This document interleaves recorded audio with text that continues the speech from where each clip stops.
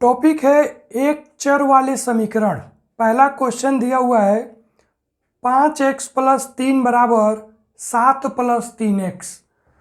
तो इस समीकरण को देखेंगे तो यहाँ पर एक ही चर है x, केवल एक चर है x और इसका घात है 1।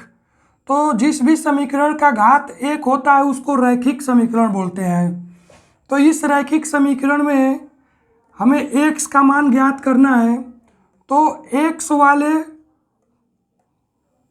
वैल्यू को एक साइड में लाएंगे और अचर को दूसरे साइड में ले जाएंगे। तो यहाँ पर लिखेंगे 5x और -3x बराबर 7 और -3। यहाँ पर पक्षांतर करेंगे, जो समान पद हैं यहाँ पर 5x और 3x, ये दोनों समान पद हैं क्योंकि इन दोनों के साथ x है। तो 5x - 3x को एक साथ रखें और बराबर अचर पद है 7 और -3, तो इसको हमने दाहिने साइड में पक्षांतर कर दिया। अब यहाँ पर 5x - 3x है तो ये आसानी से घट जाएगा और आएगा 2x बराबर 7 - 3। 7 में से 3 घटेगा तो आएगा 4। अब ये आ गया 2x बराबर 4, तो यहाँ से x बराबर आएगा 4/2 और 2 से 4 कैंसिल हो जाएगा, 2 कने 2, 2 दूनी 4, तो x का मान आ जाएगा 2 और यही इसका उत्तर हो जाएगा। तो एक चर वाले समीकरण मतलब पूरे समीकरण में केवल एक ही चर है, वो है x। तो कोई भी इस टाइप का प्रश्न दिया रहेगा तो उसमें कोई एक ही चर होगा। जैसे x हो सकता है, इस प्रश्न में तो x है, किसी और प्रश्न में y दे सकता है, x दे सकता है, z दे सकता है, t u v मतलब कोई भी अल्फ़ाबेट दे सकता है।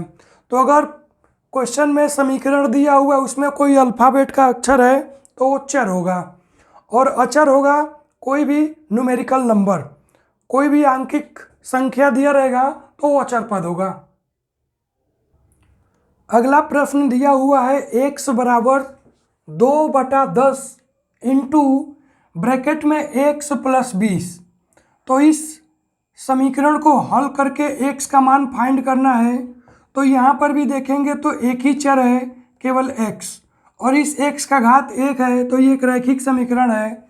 इसको लिखेंगे x बराबर, और ये 2/10 को कैंसिल कर देंगे, 2 कने 2 और 2 पचे 10, 2 से ये 10 कैंसिल हो जाएगा, 5 आएगा, तो ये आएगा 1/5 इंटू ब्रैकेट में x + 20।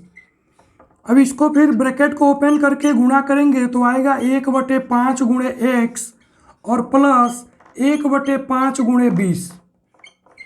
तो ये आ जाएगा x बराबर x/5 और प्लस इस 20 को इस 5 से कैंसिल कर देंगे, तो 5 कने 5 और 5 चौको 20, 5 चौको 20, तो ये 4 बार में कैंसिल हो जाएगा। तो यहाँ पर आ जाएगा x/5 + 4। अब x वाले पद को एक साइड में लाएंगे और अचर पद को दूसरे साइड में रखेंगे, तो ये आएगा x - x/5 और बराबर 4। इधर बाएं साइड में x और x/5 का एलसीएम लेंगे, एलसीएम आएगा 5, और यहाँ पर आ जाएगा 5x - x बराबर 4। तो ये 5x में से x घटेगा तो आएगा 4x/5 और बराबर 4। अब ये बाएं साइड के 4 से दाहिने साइड के 4 को कैंसिल कर देंगे, 1 आएगा, और तिरछा तिरछी गुणा कर देंगे तो x बराबर 5 आएगा। तो x बराबर 5 इस क्वेश्चन का आंसर हो जाएगा। ये बाएं साइड के 4 से दाहिने साइड के 4 को कैंसिल कर दिए, 4 से 4 कट गया, 1 आ गया, और यहाँ पर तिरछा तिरछी गुणा करेंगे तो x बराबर 5 आ जाएगा। यही इस प्रश्न का उत्तर होगा। अगला प्रश्न दिया हुआ है 5z + 8 बराबर 4 + 6z। तो यहाँ पर जो चर है वो z है, दोनों पक्ष में z दिया हुआ है। तो z वाले पद को एक साइड में लाएंगे और अचर पद को दूसरे साइड में करेंगे। तो इसको लिखेंगे 5z और -6z बराबर 4 और -8।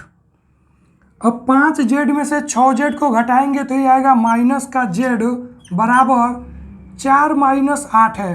4 में से माइनस 8 को घटाएंगे तो माइनस का 4 आएगा और ये z बराबर 4 आ जाएगा। तो ये z बराबर 4 ही इसका आंसर हो जाएगा। तो क्वेश्चन में दिया हुआ था कि 5z प्लस 8 बराबर 4 प्लस 6z। इस समीकरण को हल करके z का मान बताना था। ये एक चर में समीकरण है क्योंकि यहाँ पर एक ही चर है केवल z। तो z वाले पद को हम एक साइड में करेंगे तो z वाले पद को बाएं साइड में रखे हैं और अचर पद को दाहिने साइड में रखे हैं। तो 5z माइनस 6z बराबर 4 माइनस 8। तो 5 में से 6z को घटाएंगे तो माइनस का z आएगा और 4 में से माइनस 8 घटाएंगे तो माइनस का 4 आएगा। तो यहाँ से z बराबर 4 आ जाएगा और यही इसका आंसर होगा। अगला प्रश्न दिया हुआ है 3y बराबर 5y माइनस 8/5। तो ये समीकरण भी एक चर में समीकरण है क्योंकि यहाँ पर चर केवल y है। बाएं साइड में भी एक चर है y और दाहिने साइड में भी एक चर है y और इसका घात 1 है। तो इसको बोलेंगे ये एक चर में रैखिक समीकरण है। अब इस एक चर में रैखिक समीकरण को हल करके हमें y का मान बताना है। तो y वाले पद को एक साइड में लाएंगे और अचर पद को दूसरे साइड में ले जाएंगे। तो इसको लिखेंगे 3y और माइनस का 5y बराबर माइनस का 8/5। अब 3y प्लस का है और 5y माइनस का है तो ये आएगा माइनस का 2y और बराबर माइनस का 8/5।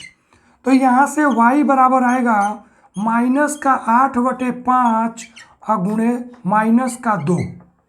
अब इस माइनस के 2 से माइनस का 8 कैंसिल हो जाएगा और प्लस का 4 आएगा और y का मान आ जाएगा 4/5। यही इसका उत्तर हो जाएगा। तो रैखिक समीकरण 3y बराबर 5y माइनस 8/5 को हल करके y का मान बताना था। तो यहाँ पर y का मान आ गया 4/5 और यही इसका आंसर हो गया।